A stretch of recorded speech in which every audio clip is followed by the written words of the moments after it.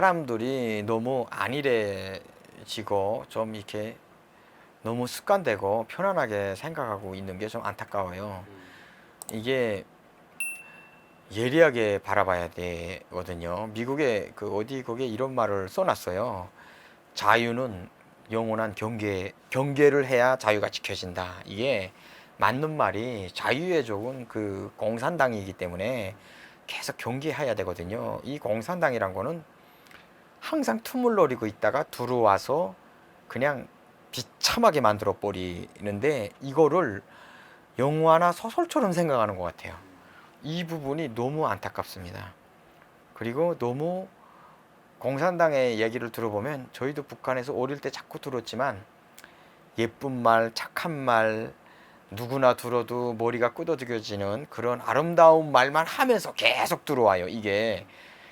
하지만 현실이나 세상이나 인생은 그렇지 않잖아요. 사실은 냉정하고 잔인하잖아요. 그러면 이런 부분을 얘기를 해줘야 되는데, 그런 부분이 정확하고 그런 부분에 집중해야 인생을 제대로 살 수 있는 건데, 자꾸 착각하게 만들면서 나가다가 안 되면 그 다음에는 자꾸 나랏하게 만들어 놓고, 이런 부분으로 자꾸 나가면서 사회주의 쪽으로 나가고 있는 이런 상황이 참담해요, 저희는. 그리고 이제 민주당의 정책들을 보면 우리가 어릴 때 배웠던 그 사회주의 정책들이 많이 들어가 있어요. 이름만 달라요. 무슨 소득주도 성장이라느니 뭐니 이런 거 다 보면, 따지고 들어가면 사회주의 정책, 북한에서 하려고 하는, 실현했다가 망한 그런 정책들, 두렵죠. 많이 무서운 생각이 들고, 어떻게 하면 이게 바뀔까 이런 생각 들고. 진짜 어느 중국인이 그랬다네요. 대한민국은 자유의 대가를 치른다고. 너무 자유로우니까 너무 무책임하게 자유롭다고 생각 봐야 할지 그렇게 봅니다.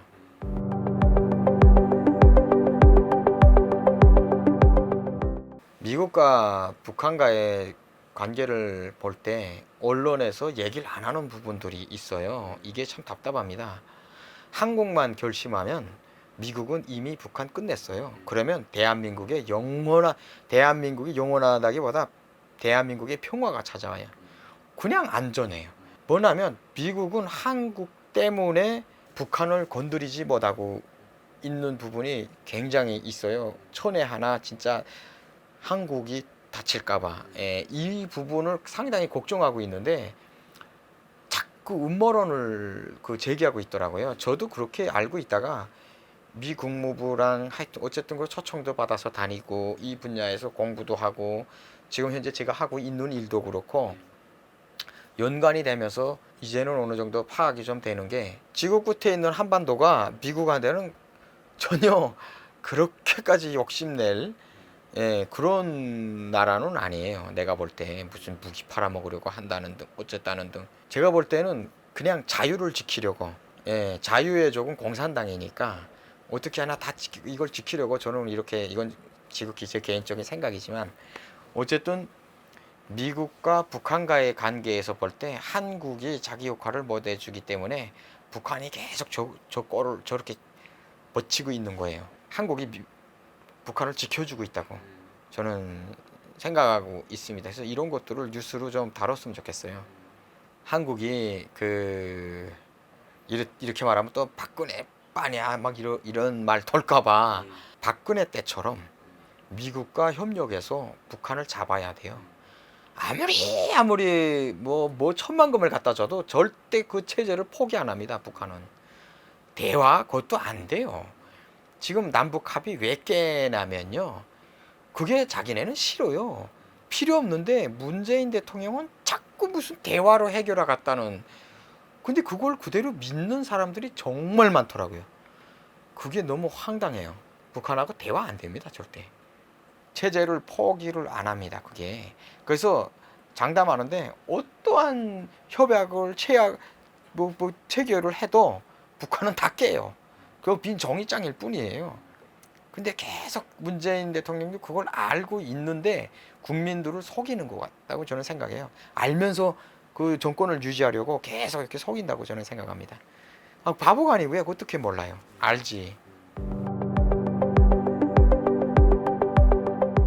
경제 제재해도 살아남아요. 김정은 독재 국가는 무력 전쟁을 해갖고는 승산이 없어요. 정말 무슨 두더지법, 땅굴 작전, 무슨 유격전, 별하별 끝까지 대항할 거예요 아마. 독재 국가는 그 독재자만 제거하면 끝납니다.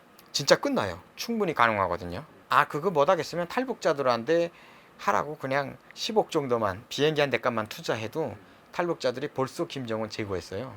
탈북자들의 영향력이 3만 명 넘게 나와 있고 중국에 나와 있는 것도 10만 명 정도 되는데 그 사람들의 인프라가 상당해요. 그 북한에 김정은 하나 죽이는 거 일도 아니에요.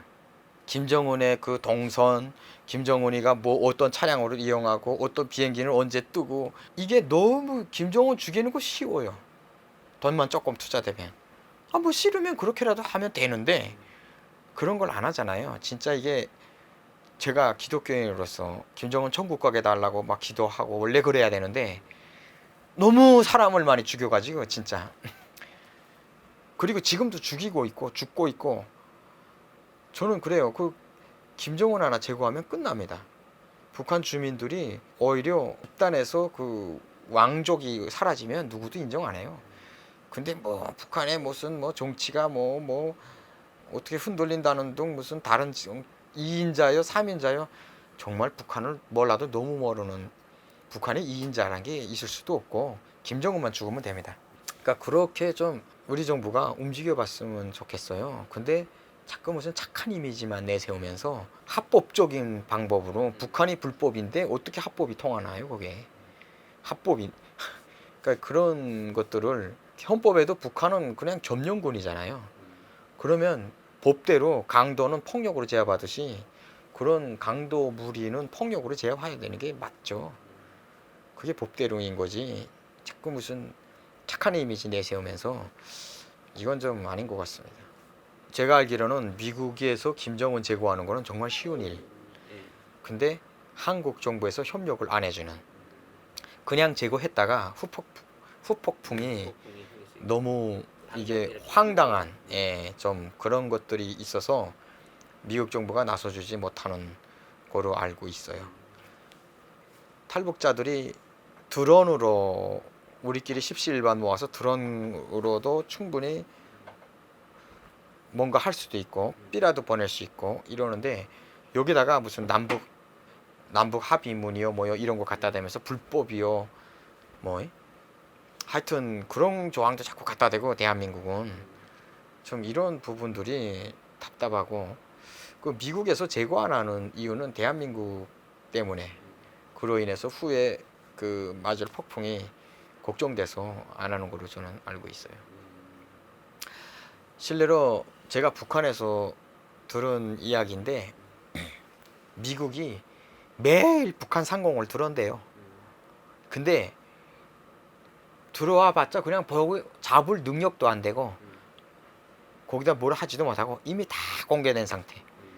그래서 김정은 입장에서는 어떻게 하나 대한민국 정치인들을 막 잡아야 물고 늘어지고 그 비리를 테이프를 막 그런 자료를 자기가 내가 가지고 있어야 생존하는 거예요.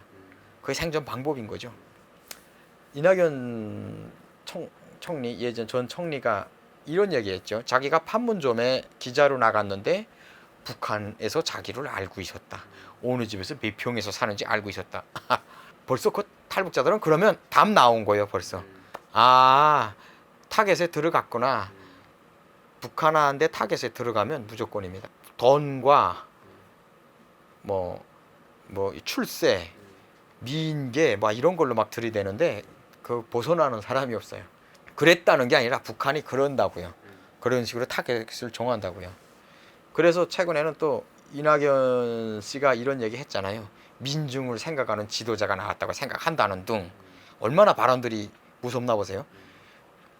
그 김정은 때문에 피를 토하며 죽어가는 사람들이 정말 수백 명인데 수십만 명인데 민중을 위한 지도자가 나타났다고 생각한다고 말하지 않는가 하면 북한이 무슨 뭐 적이냐 뭐 이런 그때 그런 질문했는가 그런데 그런 탈북자들 북송시킬 수 있다고 생각하냐 그때도 말을 아끼겠다고 여기서 할 말이 아니다고 말하는 등 굉장히 이건 그렇지만 국민들이 그대로 넘어간다 이거죠. 너무 자본주의 관점으로 사회주의를 바라본다. 이게 좀 무서운 겁니다.